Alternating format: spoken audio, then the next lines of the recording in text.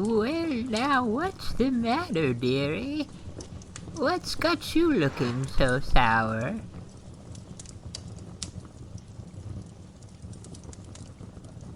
What on earth do you mean?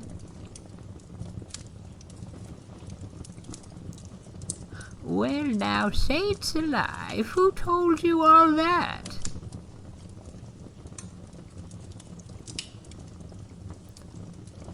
Well, I'll tell you what, some people just don't have the sense they were born with.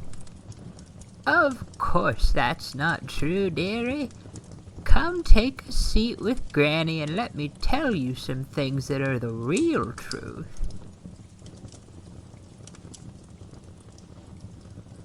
Magic ain't nothing if your heart's not in it.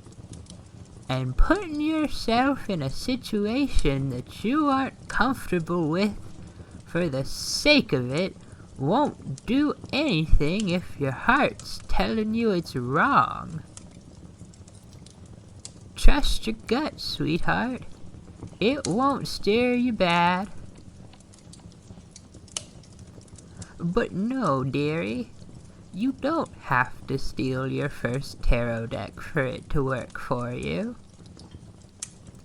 It doesn't have to be a gift or bought on your behalf either.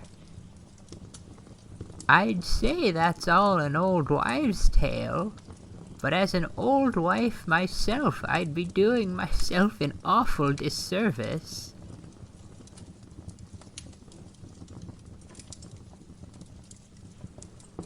Of course not, and it's good that you didn't buy into it.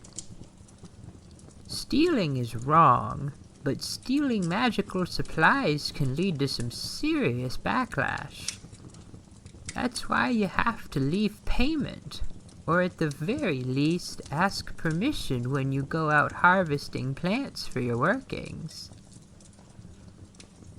Oh, not much. A sprinkle of water, some fresh fertilizer, just something to show that you recognize the value of what you're taking and are returning it in kind. Harvesting other supplies, especially things like coffin nails or grave dirt, is far more complicated and requires a lot more preparation. But the important thing is, you listened to your heart and your gut, and you did the right thing.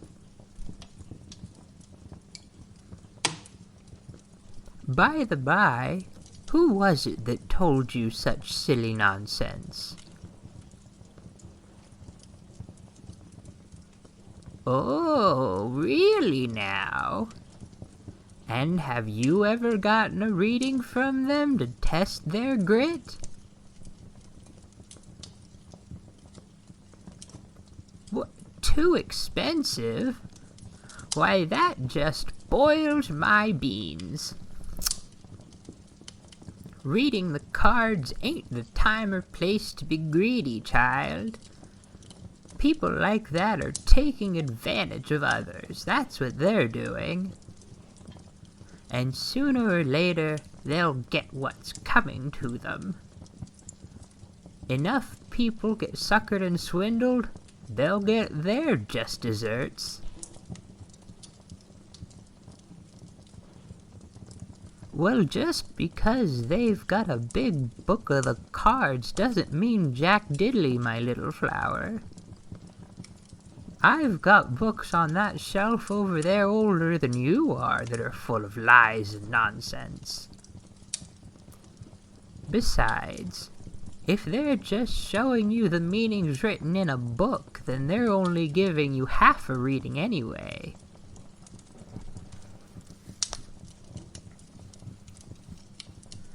Well, yes, of course. Didn't you know, dearie? Tarot card meanings are a great place to start, but they don't always apply to the reading. No, and they certainly don't apply to every deck either.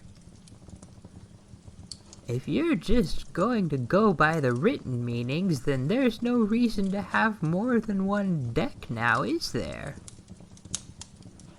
Each deck is alive.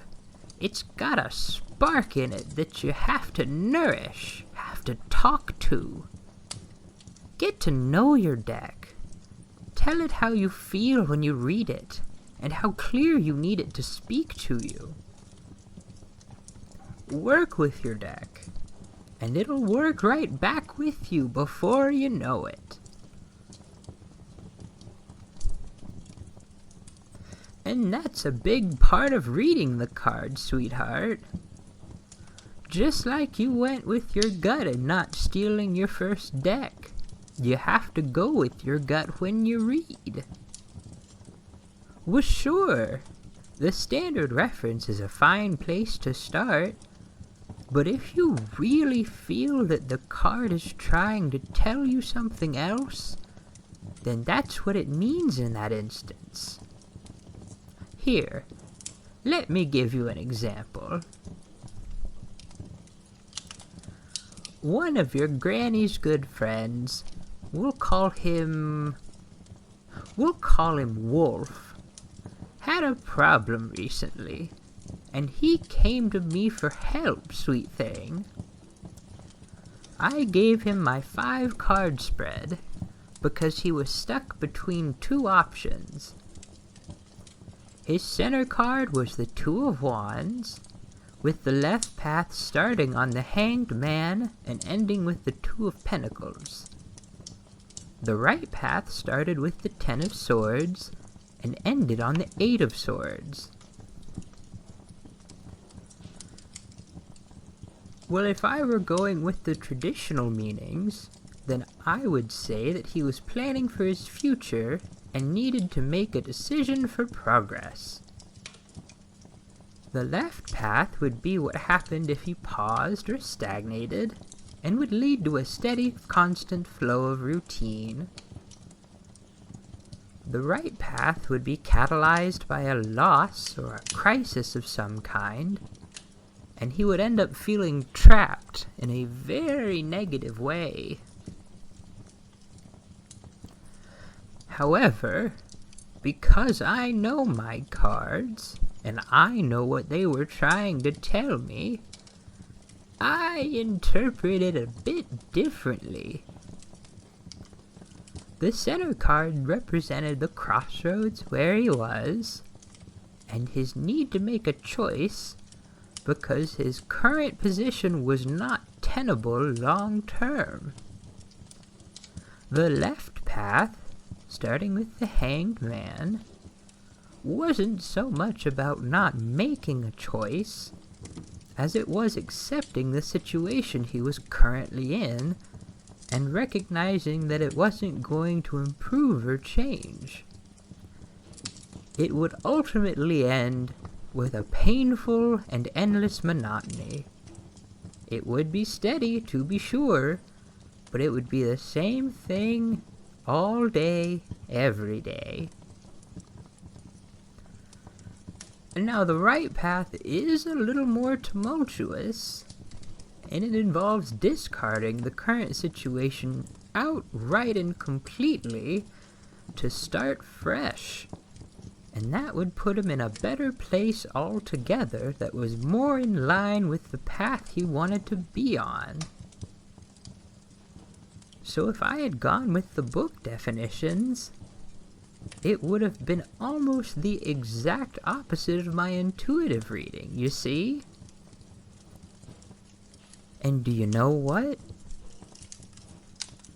Wolf took your granny's readings to heart and followed the swords, and now he's so much happier. It just goes to show you that you have to trust yourself and have a little faith. Listen to your heart, and listen to the cards. They might be rude about it from time to time, especially if they have already told you the answer once or twice, but they won't steer you wrong. Well, I'll tell you what, dearie. Next time you come for a visit, I'll get out some of my newer decks, the ones that don't have as much, we'll say, history, and I'll walk you through how to read them. Sound good? I'm glad you think so. Now finish up your tea and run along now.